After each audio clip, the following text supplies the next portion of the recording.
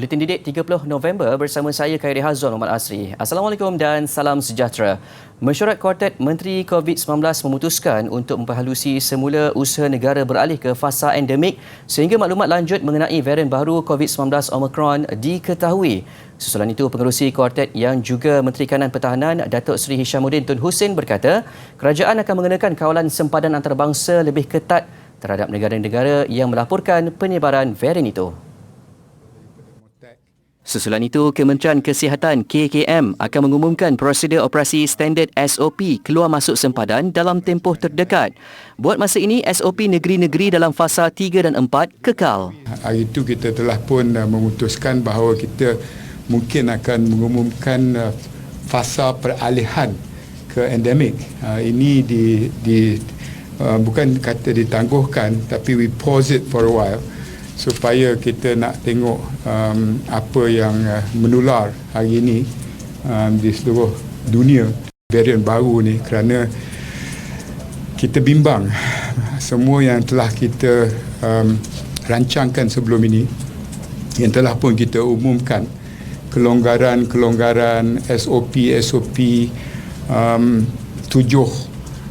asas yang kita harap dapat diumumkan dalam masa terdekat dalam fasa endemik. Semua ini mungkin terjejas kalau sekiranya kita tidak dapat pantau secara dekat penularan Omicron yang varian baru dan bagaimana kita dapat tanganinya. Beliau berkata demikian pada sidang media selepas mempengerusikan mesyuarat Kuartet Menteri COVID-19 di Parlimen siang tadi. Kerajaan ketika ini memantau rapat sebarang petunjuk baharu daripada pengesanan varian Omicron. Mengulas laluan perjalanan vaksinasi VTL dengan negara Singapura ke destinasi lain di negara ini, ia juga akan dipantau rapi. Bagaimanapun, ia tidak akan menjejaskan perancangan kerajaan terhadap gelembung pelancongan melibatkan Pulau Langkawi. Kementerian Pendidikan KPM akan mengeluarkan surat perkeliling ikhtisas SPI bagi memudahkan urusan pertukaran guru secara teratur. Menteri Kanan Pendidikan Datuk Dr. Razzie Jidin berkata garis panduan turut disertakan sebagai rujukan kepada pengetua dan guru besar di sekolah serta kolej vokasional di bawah KPM. Berikut rujukan surat yang dikeluarkan KPM bagi pelaksanaan permohonan pertukaran pegawai pendidikan di sekolah dan kolej vokasional yang dikeluarkan 23 September lalu. Berkuat kuasa 1 Januari tahun depan, ia bagi menggantikan surat panduan dan tarikh pertukaran guru-guru. Berdasarkan garis panduan tersebut, KPM telah menetapkan 3 prinsip asas pertukaran, iaitu kekosongan jawatan, keperluan option serta kepentingan dan keperluan perkhidmatan. Dalam hal ini, permohonan pertukaran boleh dibuat berdasarkan kepada beberapa kategori, iaitu kategori kesihatan, kategori keselamatan, kategori mengikut pasangan dan lain-lain. Jelasnya, SPI yang menjadi asas pertukaran guru sudah terlalu lama dikeluarkan, iaitu pada 1975 dan 1978. Malah terdapat isu dikenal pasti iaitu pertukaran serta penempatan guru yang dibuat berasingan, sekaligus menyebabkan ramai guru tidak boleh bertukar. Justru dengan pendekatan baharu itu, penempatan guru mampu dimaksimumkan, seterusnya menyelesaikan isu tersebut dengan lebih menyeluruh. Purata trend kehadiran murid ke sekolah sejak dibuka 3 Oktober lalu sehingga semalam melebihi 85%. Ujar Menteri Kanan Pendidikan Datuk Dr. Razzie Jidin, ia melibatkan 10,060 sekolah yang mula dibuka seluruh negara dengan sejumlah 4.38 juta murid. Keadaan ini menunjukkan bahawa pembukaan semula sekolah secara umumnya diterima baik oleh ibu bapa dan murid. Pembukaan semula sekolah secara bersemuka juga membolehkan guru mengenal pasti tahap penguasaan murid dan melaksanakan intervensi yang bersesuaian. Untuk itu, KPM katanya komited bagi memastikan pengoperasian secara bersemuka berjalan dengan teratur dan selamat. Beliau menjawab pada sesi pertanyaan menteri di Parlimen. Ia bagi soalan diajukan Ahli Parlimen Kuala Krai Abdul Latif Abdul Rahman mengenai perkembangan terkini operasi sekolah di seluruh negara sejak dibuka awal Oktober. Gabungan dua idea antara bekas pelajar tahun akhir dan pelajar tahun 1 Diploma Teknologi Elektronik dari Kolej Vokasional Arau Perlis berjaya melengkap dan memantapkan ciptaan sistem amaran kenderaan VAS sehingga merangkul 8 kejayaan. 6 daripadanya ialah pingat emas menerusi pelbagai pertandingan di peringkat antarabangsa. Lebih manis, kejayaan itu diiringi dengan pengiktirafan anugerah istimewa oleh Taiwan. Idea menghasilkan VAS tercetus daripada beberapa insiden yang melibatkan kanak-kanak terperangkap dalam kenderaan sehingga ada yang maut. Berkonsepkan Internet of Things, sistem ini berfungsi menggunakan talian internet dan pesanan mesej ringkas SMS bagi menghantar amaran kepada pemilik kenderaan. Menurut pensyarah mereka, Mahyudin Saad, ciptaan ini terdiri daripada satu unit kawalan utama yang menggabungkan pengesanan pergerakan, pengesan tempat duduk, suhu dan pengesan gas karbon monoksida selain kamera. Sistem amarannya akan diaktifkan sebaik enjin kereta dimatikan dan kunci dikeluarkan. Apabila sensor mengesan adanya pergerakan dan suhu di tempat duduk belakang, pemilik akan menerima amaran kecemasan melalui aplikasi Blind. Sistem berkenaan juga jauh ke depan dengan membenarkan tingkap kereta terbuka dan mengeluarkan bunyi amaran apabila sensor mengesan pergerakan ketika suhu dalam kenderaan melebihi 40 darjah Celsius. Kebanyakannya pelajar-pelajar tu kita dedahkan dalam macam mana kita nak buat satu programming. Semua projek elektronik, dalam projek elektronik kita kena buat programming dia lah. Dan kita dedah pelajar-pelajar untuk buat programming. Macam mana kita nak gabungkan ketiga-tiga tadi dalam satu microcontroller tadi kita panggil. Ciptaan VAS yang turut mendapat 2 anugerah di peringkat kebangsaan itu berjaya disiapkan tahun lalu dalam tempoh 4 bulan sahaja. Sebab apa, dalam kita tengok di kolej vocational ni berbezalah dengan sekolah vocational dulu. Sebab sekolah vocational ni kena ada projek tahun akhir yang pelajar-pelajar akan jumpa penyelia yang setiap kumpulan pelajar tu lebih kurang 3 pelajar, dia ada seorang penyelia. Jadi dia akan bentangkan projek apa yang nak buat. Jadi kita tengok kalau asal sesuai dan sesuai dengan program tu, jadi kita memang bagi bimbingan lah. Pengarah Kolej Vokasional Arau Rohaizat Rezwan meletakkan harapan agar lebih banyak projek yang berkualiti dapat diketengahkan sebagai usaha merealisasikan impian membudayakan inovasi yang juga antara agenda dalam pendidikan teknikal dan latihan vokasional. Hingga ke peringkat antarabangsa, dan buat masa ni memang kita ke arah situ, dan saya sebagai pengarah memberi sokongan yang padulah kepada semua pelajar dan juga pensyarah dari segi peningkatan inovasi. Dan juga bagi saya ini adalah hasil daripada ilmu yang dipelajari oleh pelajar yang telah diajar oleh pensyarah-pensyarah KV Arau lah.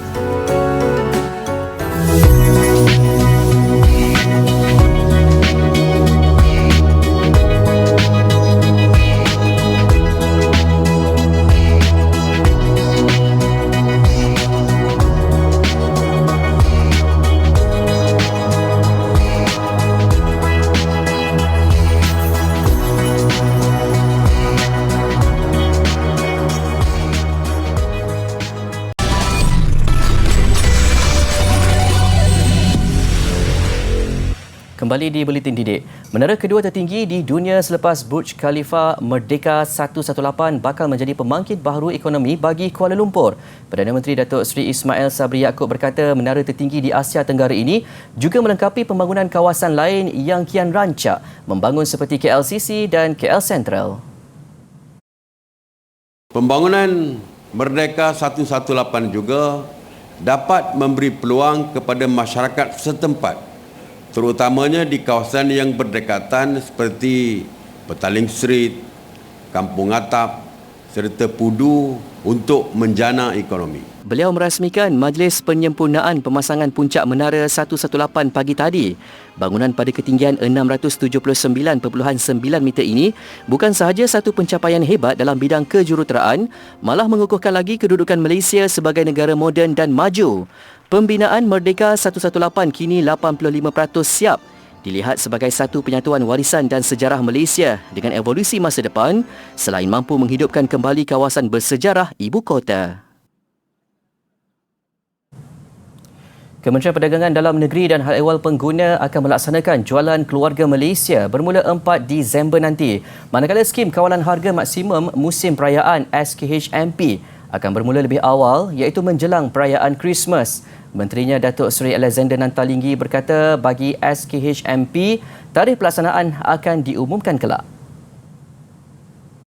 Saya ingin memberikan amaran di sini agar tiada pihak yang cuba untuk menaikkan harga lebih awal sebab mendengar kita akan kenakan skim harga kawalan musim perayaan yang kita letak lebih awal. Jangan yang mengambil kesempatan. Kementerian tidak akan teragak-agak untuk mengambil tindakan kepada mereka yang cuba mengambil kesempatan untuk menaikkan harga kerana kenyataan awal saya ini. Program Jualan Keluarga Malaysia akan dilaksanakan di seluruh negara dengan kekerapan 2 kali sebulan. Kerajaan juga akan memastikan harga ditawarkan 15 hingga 20% lebih murah daripada harga pasaran.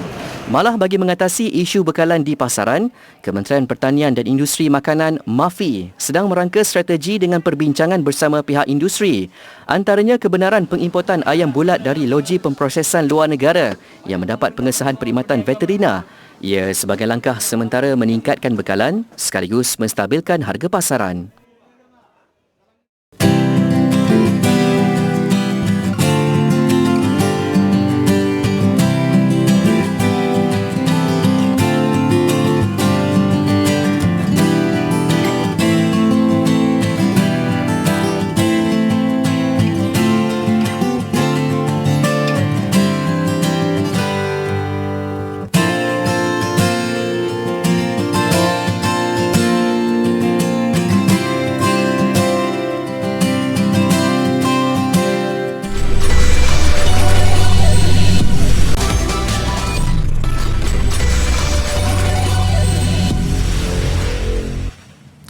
Sejak penubuhannya pada tahun 2010, Genius Remaja berjaya membimbing lebih 6,000 remaja golongan B40 meningkatkan kemahiran mereka. Bukan sahaja dapat memanfaatkan masa dengan aktiviti berfaedah, penganjuran kelas-kelas di Genius Remaja juga membantu memupuk nilai keusahawanan yang tinggi dalam diri. Kelas vokal, kelas bakeri dan pasri, kelas fotografi serta kelas kecantikan antara kelas kemahiran yang ditawarkan oleh Genius Remaja. Dibuka secara percuma, kelas-kelas yang disertai maksima 30 orang ini menepati trend dan minat remaja masa kini. Kalau diperhatikan juga, kelas-kelas ini banyak kaitan dengan realiti TV ataupun kehidupan semasa. Ya, contohnya macam kelas nyanyian itu, vokal dan muzik, sebanyak siaran-siaran di TV itu yang berbentuk nyanyi kan, baik dalam negara ataupun luar negara. Begitu juga dengan kelas baking, cake, pastry dan sebagainya. Ya, rancangan masakan di dalam TV. Ya, begitu juga contohnya macam fotografi. Fotografi ini kan nowadays semua orang ada handphone, ya, semua orang ambil gambar, semua orang nak upload dekat Instagram, Facebook dan sebagainya, ya. 2 tahun berdepan pandemik dan tidak dapat meneruskan aktiviti secara bersemuka. Namun kelas-kelas kemahiran dan pelbagai lagi program masih diteruskan secara maya. Malah penyertaannya dibuka kepada lebih ramai remaja yang kurang berkemampuan untuk merealisasikan minat mereka dan seterusnya menjana pendapatan sendiri. Dengan bimbingan tenaga pengajar berpengalaman dan menjadi pemain taruh dalam industri masing-masing, peserta berpeluang menjalani on-job training sebelum menjadikan mereka ke arah keusahawanan. Misalnya mereka ada kemahiran buat pastry ataupun buat kuih, kan. So mereka boleh mengambil order secara kecil-kecilan, ya, dan menjual kepada rakan-rakan di sekolah ataupun rakan-rakan di kawasan penempatan mereka. So dia boleh dapat duit poket lah, ya. Dia boleh dapat duit poket. Begitu juga contohnya masuk musim perayaan, ya. Biasanya kalau musim perayaan, kita di Genius Remaja kita akan keluarkan biskut raya kita, ya. So bila kita keluarkan produk biskut raya kita, mereka yang mahir ini kita akan ambil sebagai tenaga kerja untuk buat production. Memacu negara yang maju dan berdaya saing, setiap remaja adalah berharga dan kemahiran serta bakat yang dimiliki oleh setiap remaja tidak harus disia-siakan begitu sahaja. Justru Genius Remaja turut mengharapkan kerjasama yang strategik dalam meningkatkan imej bagi menarik minat penyertaan dan seterusnya menyelahkan sepenuhnya potensi remaja-remaja ini, khususnya golongan B40. Bila ada kerjasama erat dengan industri ini, kita harap dapat ada sinergi dalam program kita, sebab untuk memperkasa remaja berisiko ini, seperti mana yang saya katakan, saya tak boleh lakukan sendirian berhad, kan. Saya perlu ada sokongan-sokongan baik daripada industri ataupun daripada masyarakat itu sendiri.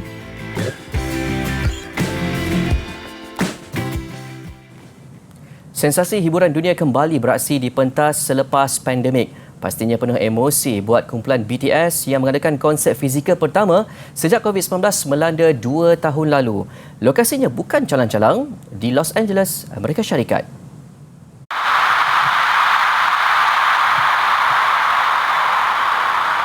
Sebab dan terharu, seolah-olah membuka lembaran baharu. Itu yang disifatkan kumpulan K-pop tersebut yang beraksi di SoFi Stadium di Inglewood selama 4 hari. Lebih manis, kesemua tiket habis terjual. Seeing the stadium filled with all the fans yesterday got me really emotional, beyond words.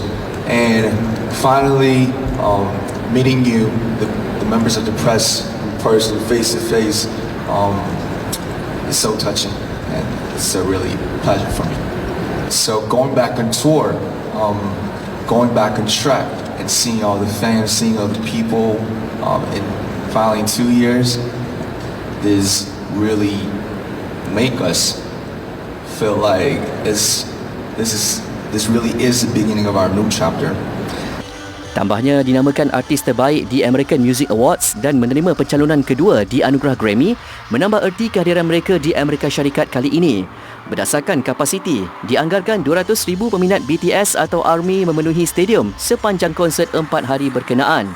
Konsert BTS Permission to Dance on Stage turut di-stream secara langsung di YouTube Theatre dengan kapasiti 6,400 sekali siaran.